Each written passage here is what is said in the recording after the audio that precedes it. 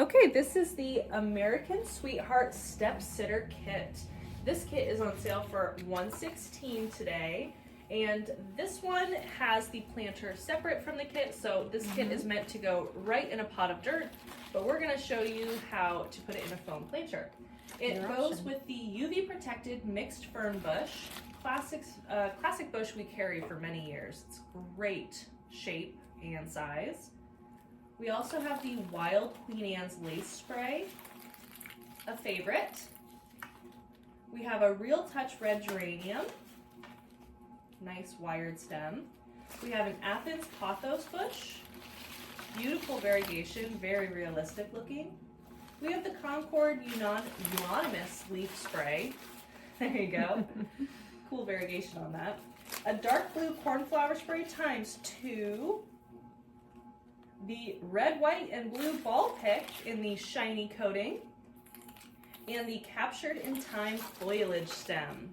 So these are all the components used in this kit for the price of $116. Some optional add-on if you want to make this in a standalone pot. We have linked the floral foam block, high quality floral foam, and the gray round flower pot, simple plastic planter, and a patriotic bow as an optional add-on. So whether you want to make this in a foamed out planter or in a pot of dirt at home, either way, up to you. And all the components used are linked in the kit description. This planter actually does have drainage holes in it, Okay. so it's good as a liner pot if you want to drop it into another planter. We need just about a full block of foam. Here I've cut all but about 1.5 inches off of the foam. And when we turn that on its side and drop it in there, you can glue that down if you want to ensure it's going to stay. Also to note, we call it a step sitter because the smaller size of this planter allows it to be small enough to sit on a stair step. That's kind of an indicator of a smaller size versus a large planter like a 10-inch pot. So that's a couple of our design differences there. Also, just like another porch pot I designed earlier, this foam block could be at risk of moving around, breaking left and right. If you were having a hard time keeping it stabilized, you can take a little extra foam and do a couple of wedges on the side. So you would have maybe one piece ready to go from the segment that you cut off, and if you had another handy, you could get a couple of those smaller little pieces. They don't have to reach the bottom and they don't have to fill your pot side to side, but if you're able to wedge them, it does stabilize the center foam, which is what we're going for here. We're also going to place in this planter our larger bushes first. This is going to be quite full, and if you are using these plants in a pot of real dirt, you're literally going to just stick them right in to the dirt itself, and you always want to get them pressed in pretty well. Get them seated all the way down onto the dirt so that the wind doesn't catch them, and that's your best bet to have them be secure outside. The other thing that happens is when you place your plants that have shorter stems in your pot, and then you overlay your longer stemmed items, you're actually pinning down and through your plants. So in your pot of dirt, that's a benefit that these longer stems will go through your shorter stem plants to help sort of secure them in place. The fern and the pothos both need some shaping. You need to get those leaves to have some curves to them. They're going to come really straight and flat in the package, and everything always looks more natural if you give them some curves. Separate all of the pothos stems out and then help it drape by dropping down here a little bit. You're going to want to bend it over the edge of the pot so it doesn't stick out unnaturally. You want it to look like it was growing. If it was growing, you would drop down over the edge of the pot, and you might even kick up a little bit at the bottom. So think about that as you're shaping, and that will get you a more natural result. This plant looks very realistic at a glance. So that nearly covers all of the real estate in this little 6 by 7 inch planter. You would be able to use all these components in maybe a planter that has up to a 10-inch diameter, And if it starts looking a little skimpy, you might need extra plants, but you'll have a good color combo going on. Now I'm gonna outline my height and place both of the stems that are tall, and they're going in the back third of the planter. I'm gluing them in so that the wind doesn't twist them out.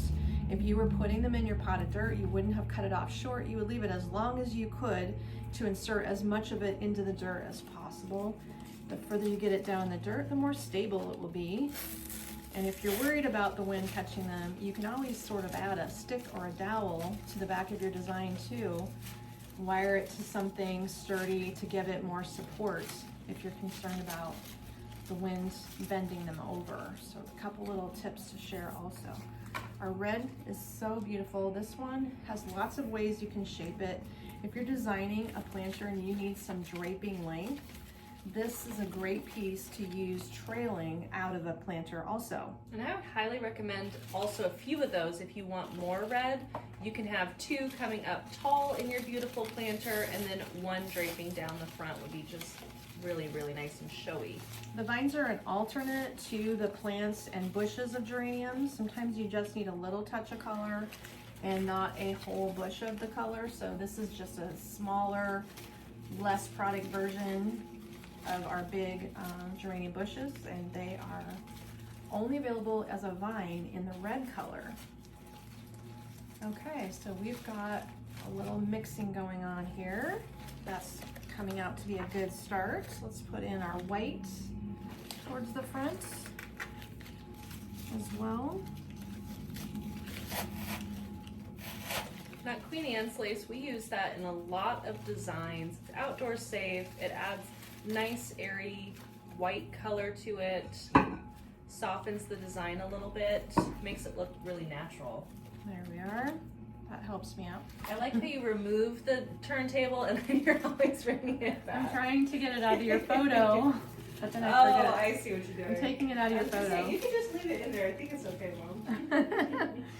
The photo. Okay, that's just needing our blue and our pick, and then I don't know where the bows suggested, because this one could also benefit from any bow. I just like the fact for patriotic designing that you can add a little bit of a flag print with your ribbon. It definitely gives it that seasonal touch, but you know, something removable. So if you want to augment this and maybe remove your blue and just go with red white later after July 4th, you could maybe just intersperse some yellow or some other purples or something less patriotic later and change things up a little bit. That does not hurt. Okay, so we've used these two cornflower bachelor button items to fan out the sides, giving us our fun blue color. And I think I just need to place our ball spray right in the center. They're wired little picks here on a stem, and that's the full stem length. I didn't cut this one off at all. I'll just use it all together in the center there. And it does, to me, look like the bow would be a great addition. Again, I've got the 3 bow styles out in front of me. You can take your pick and see what you think. All of the patriotic bows are going to be 15% off. If you want to make your own style of bow, we have way more ribbon than the bows we've tied. We just haven't made that many styles yet. Land That I Love in blue would be a great choice in here. I kind of like how it balances the blue out.